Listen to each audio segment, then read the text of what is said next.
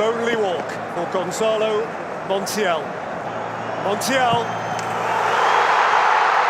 Argentina, champions of the world! History is written by the victors. We know this. The cameras follow the winners. The documentaries celebrate the champions. In 2022, the world got the fairy tale ending it wanted. Lionel Messi, the greatest of all time, finally lifting the one trophy that eluded him. It was beautiful. It was poetic.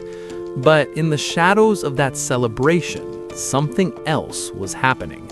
Something dangerous. While Argentina partied, France remembered. You see, most teams that lose a World Cup final crumble. The psychological weight breaks them.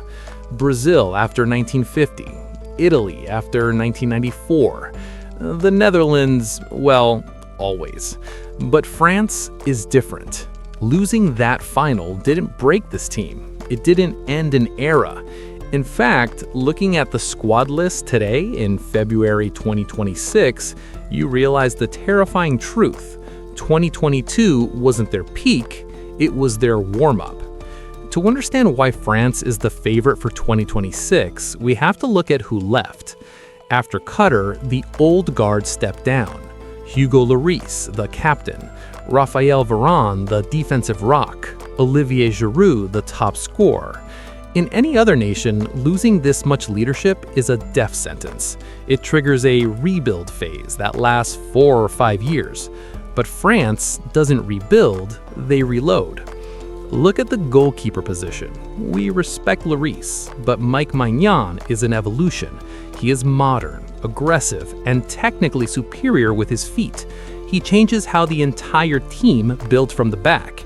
And in defense, the departure of Varane just opened the door for William Saliba, arguably the best center back in the Premier League, and Ibrahima Konate. The scary part isn't that they replace a legend like Varane, it's that the defense actually got faster and stronger because of it. Games are won in the midfield, and right now, France possesses a physical and technical monopoly in the center of the park. Cast your mind back to 2018. It was Pogba and Kanté, creativity and destruction. It seemed impossible to replicate that balance. Yet, here we are. Aurélien Tchouaméni and Eduardo Camavinga. They aren't just teammates for France. They train together every single day at the biggest club in the world. That chemistry is invaluable. You cannot buy that in a short international break. Add in the rise of Warren Zaïre-Emery, a teenager who plays with the maturity of a 30-year-old veteran. This midfield is distinct from Spain's Pedri and Gavi, or England's Bellingham and Rice. The French midfield is built on pure athleticism fused with elite technique. They don't just outpass you, they physically run over you. They suffocate space.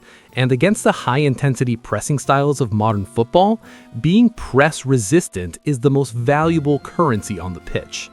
However, no team is perfect. And for a decade, the heartbeat of this team wasn't Mbappé, it was Antoine Griezmann. He was the glue, the connector, the man who sacrificed his ego to play defense so Mbappé didn't have to.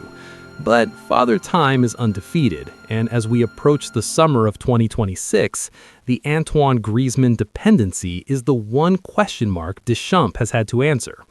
The solution? Speed, chaos, directness. France has shifted away from the slow build-up.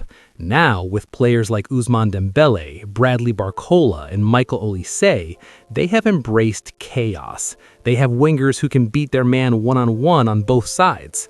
This stretches the opposition defense wide, leaving massive gaps in the middle. It's a terrifying prospect for defenders. You double-team Mbappé, fine. You just left Dembélé alone with 40 yards of green grass. Good luck with that. We can talk about tactics, depth, and defense all day, but in the World Cup, you need a monster.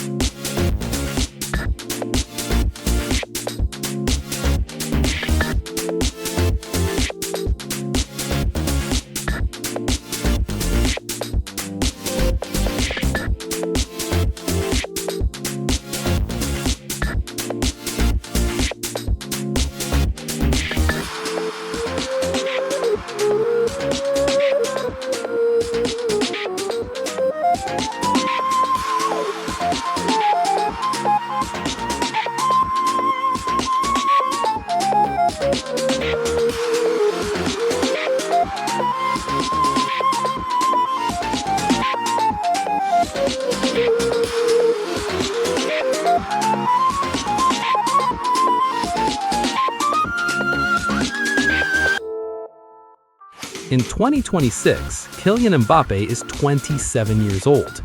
Physically, this is his absolute prime. Mentally, he is now the undisputed leader. The narrative around him has changed. He isn't the kid anymore. He's the captain. The burden of the nation is squarely on his shoulders. And if his career has taught us anything, it's that he doesn't shrink under pressure. He grows.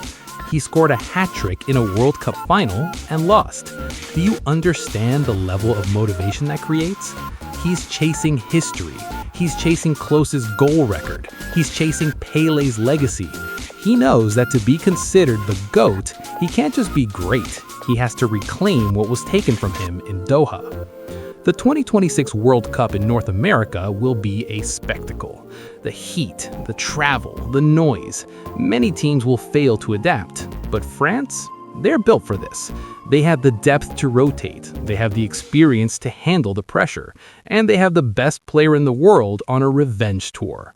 There are many good teams going to the World Cup. Brazil, England, Portugal, Spain, they all have dreams. But France has a mission. And when a team this talented has a mission this clear, the result feels almost inevitable. The king is coming for his crown.